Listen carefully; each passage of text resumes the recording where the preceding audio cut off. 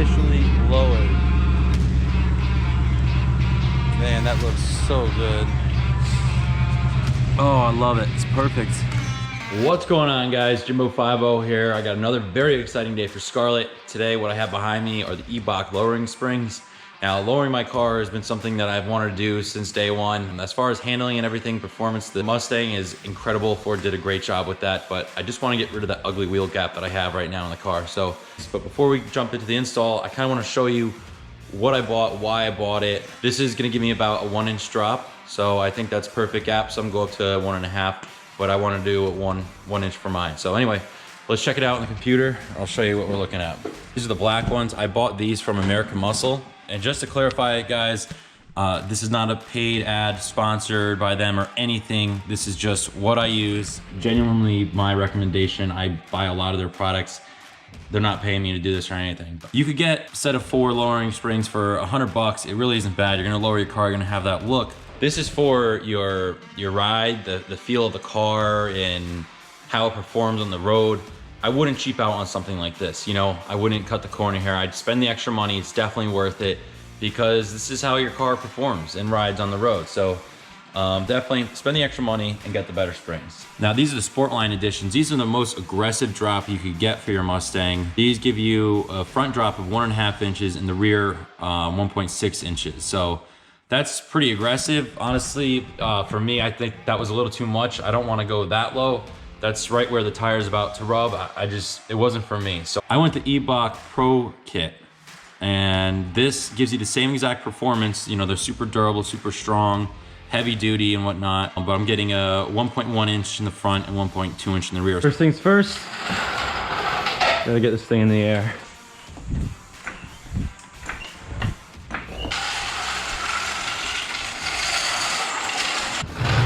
All right, now got that out of the way. I'm gonna go ahead and yank your wheels off, like so. Pop the hood. Look at these nice hydraulics. Wow, look at that. These are for our struts here. We wanna take 2 of these completely out and loosen one of these so you can do the rest by hand.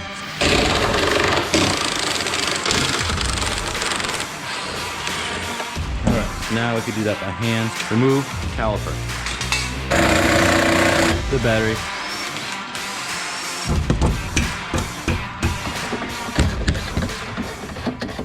All right, take your caliper, put it up here on your K-member,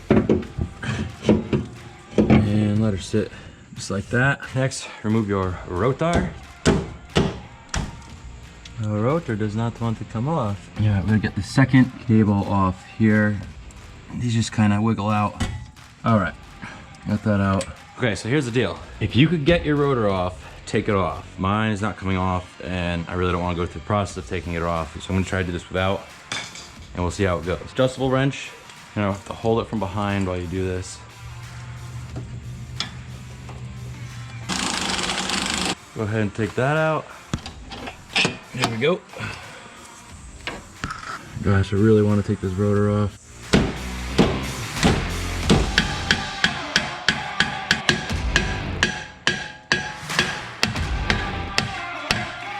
I'm just gonna do it without taking it off. Now what holds the spindle to the strut, we have these nuts and bolts here. So you wanna do is loosen these all the way up to the end. Now these bolts are splined, so we have to hit this out with a hammer. So get them all the way out to the end. This will give you more impact zone here with the hammer, and you just gotta whack them out.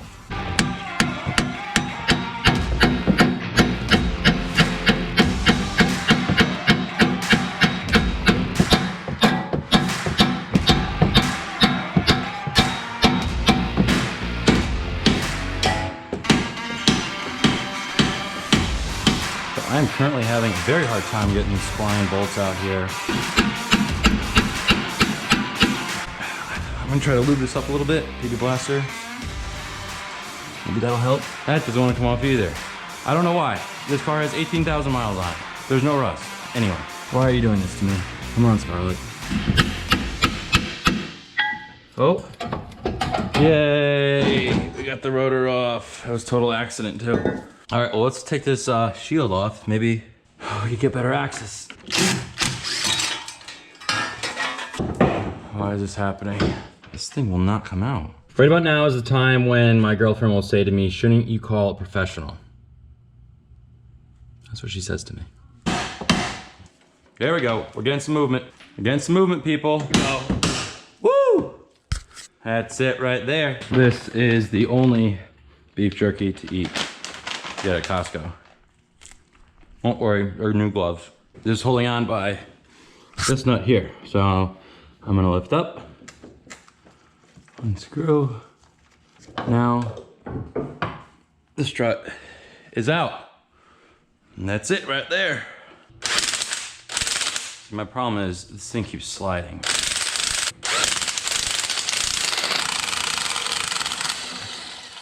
Oh, thank God.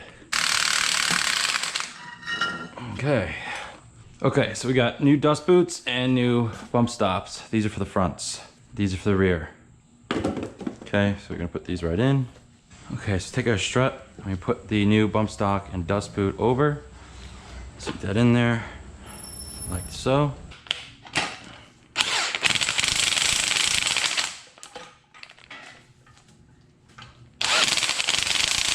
I don't know if that's tight enough. Let's torque it down a bit more.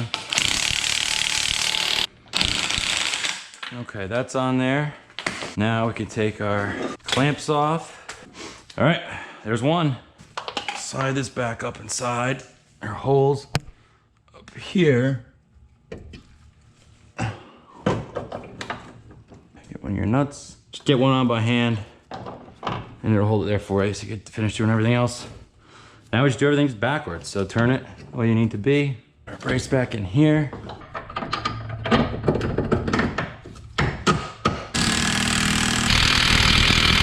We can put our sway bar link back in. So our shield goes on.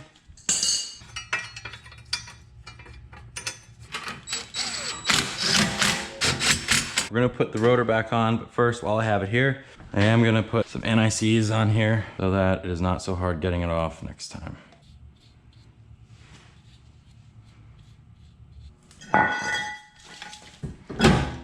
Next is the caliper. Caliper.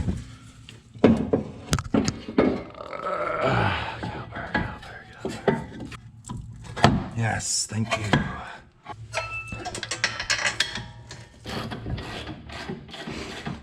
All right, now ABS line.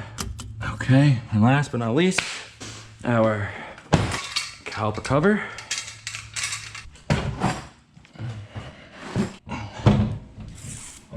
Okay. No. Yes, thank you.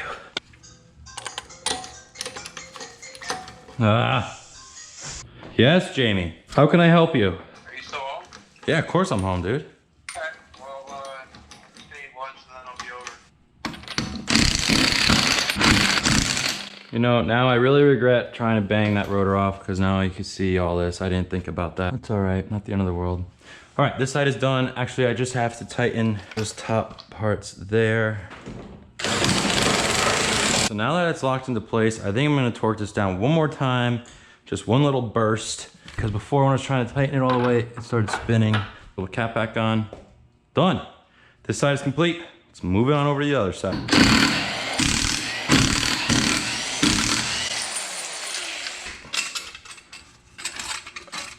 Okay.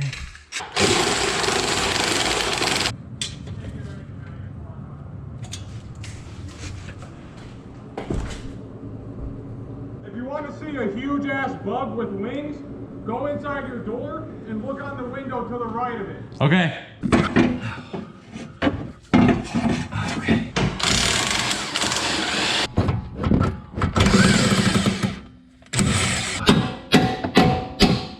There we go. Now, should be free. Cool. See if we can do this again without breaking a leg.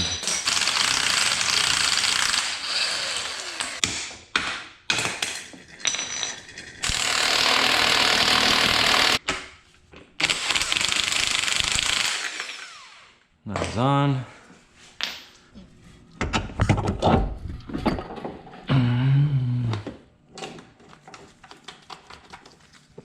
Okay. How was it taking the bumper off? Oh yeah. I really want to do Brembos.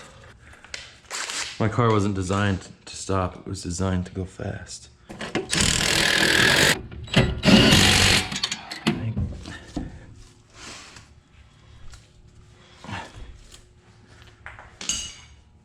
All right, front end is done. Time to get this thing on the ground. See how she looks. Look at that. It's jacked up in the front and it lifts the back too. Wow. That's lower.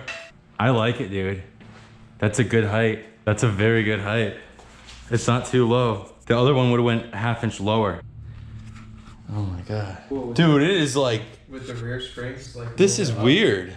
They're only an inch lower, 1.1 inches. But everything feels so much lower when I'm standing at the car. It's your travel now. That's it. That's it. Did you have to put new bump stops in? Yep. That's incredible. I'm psyched, dude. Alright, we'll get the rear done. All right, let's hit it. Holy shit. There's nothing left of these. All right, it's going right where you are. Brake line bracket off. First thing we're gonna do here is pop off our shock here.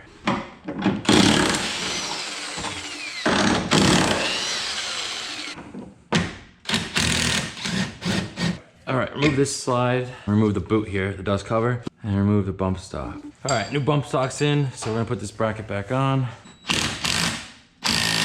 So we're gonna support our subframe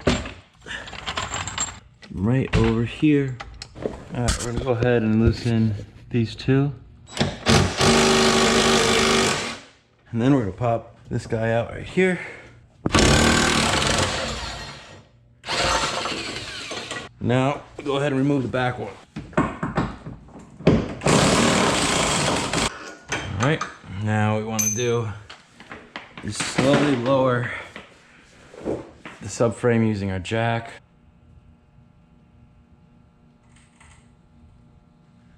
Very nice and slow. Our spring is free to come out. Oh, almost there, go. Yes, okay, wait. 2, should I do it again? Okay, we got it. Now I just gotta get this one in. Yeah. 2, 3. Okay, that's it. And we're gonna turn it until it locks into place right there on the bottom. Put our bolts back in.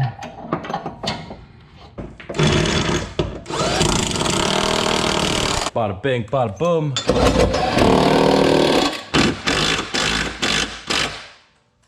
Now we're gonna lower her down.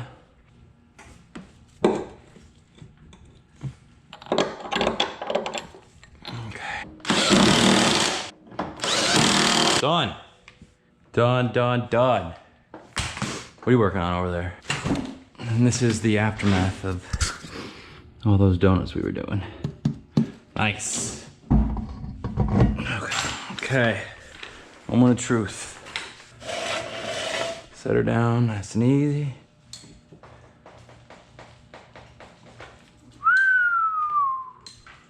Oh, she looks good. Man, oh man. Wow, I'm impressed. That looks good. That looks really, really good. Let's get this thing outside.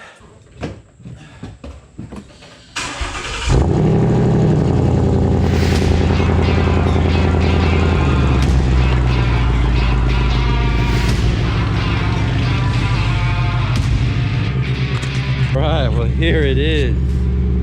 Scarlett is officially lowered. Man, that looks so good. Oh, I love it. It's perfect. This is something I wanted to do the car since day one. Honestly, I wanted to lower it. I got the splitter on, new grille. This thing is looking sharp. It's perfect blower for me. I mean, so this is a 1.1 inch. And if you go the extreme, then it's another 0.4 inches. So you'd be another ½ inch down. My book, that's a little too low, but that's up to your personal preference. And the rears went down another inch as well. Man, the car looks so good.